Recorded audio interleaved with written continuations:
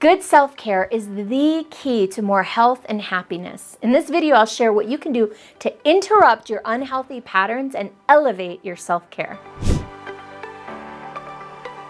The problem that we're all facing in our culture today, in this country, especially in the United States and everywhere else that's pretty much developed where people are working hard, is that we're on this hamster wheel and we're taking care of others, especially women, taking care of children and husbands and families and parents. We're meeting deadlines, we're working, we're rushing through life, and often people pleasing and saying yes when we really mean no, and getting ourselves all exhausted and frustrated and even resentful. Well, the solution to this is to have a really solid self-care practice. There's a term that comes from the Hebrew Bible that one of my mentors uses, and it's cup runneth over. This idea that we can have such an energy positive and energy rich way of being that we have more than enough energy to take care of ourselves and for other people as well. So great self-care is about getting yourself to a place where you're not depleting yourself,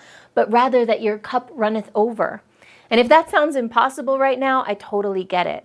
You know, it's difficult to be energy rich when our nervous system is all jacked up. So there are some things before I even get into self-care that I want you to be thinking about. Do you have all your notifications turned on your computer and on your phone?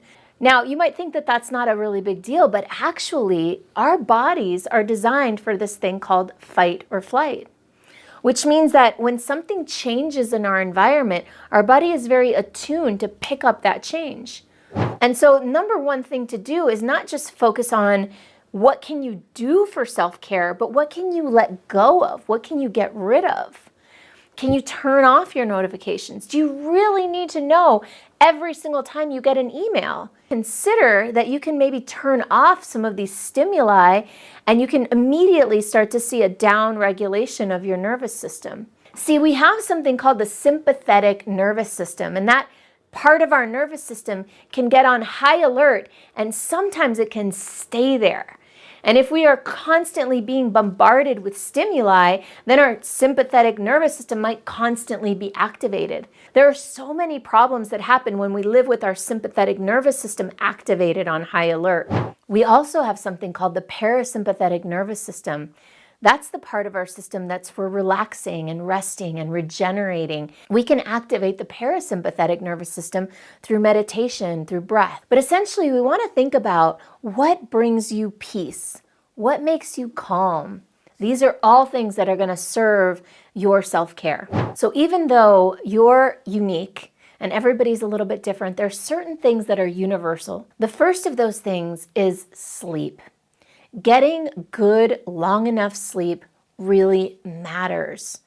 Now, research has shown that most of us need at least 7 hours of sleep. But I don't know about you, but I was getting a lot less sleep than that for a long time. There were stretches of months at a time where I would get 5 or 6 hours a night. There's research that shows that that is one of the worst things that you can do for your body. It makes you gain weight, it changes your mood, it has all sorts of negative impact when you don't get enough sleep. Here are some ideas for you to get better sleep. Sleep in a dark room. All those little lights, from your cell phone or from the fire alarm, cover them up if you can with black electrical tape so that you have a completely dark room.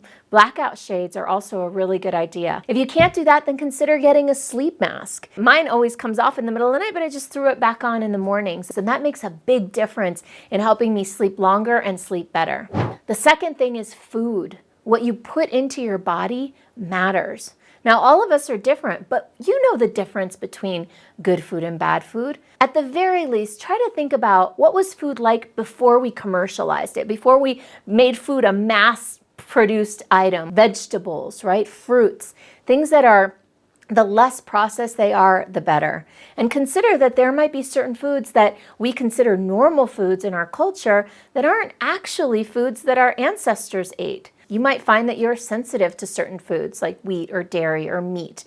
A third component is your mindset. Sometimes we think that our mindset is the result of the circumstances that we're dealing with, that in order to have a good mindset, we have to be in the right job and making the right money and in the right relationships. And then once all these conditions are met, then we're going to feel great. But actually, mindset is what precedes all those things. And we can manage our mindset by taking care to have intention around having belief systems that support what we want to create in the world. So mindset is a whole can of worms that I'm not going to go deep into, but what I highly recommend is consider getting a coach, someone that can help you up-level and elevate your mindset. Another piece, another component of self-care is having fun and playing and doing things that bring you joy and laughter. Another piece is getting outside and being in nature. Playing outside in nature with the sun and the wind and the fresh air. You know, we as humans, we were designed to be outside. We were designed to be in nature.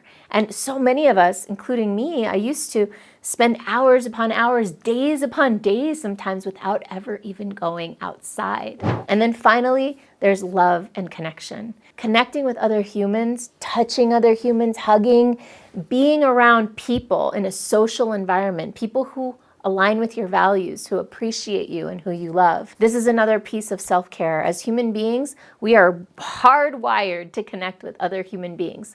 What do your relationships look like? Are they supporting your self-care or are they hurting your self-care? One of the absolute best things that you can do for your self-care is to meditate. And I only meditate 20 minutes every morning. Now, for some of you, that might sound like a lot, but actually it goes by really fast, especially once you start to understand how to do it. So check out my video, How to Start a Meditation Practice for Beginners.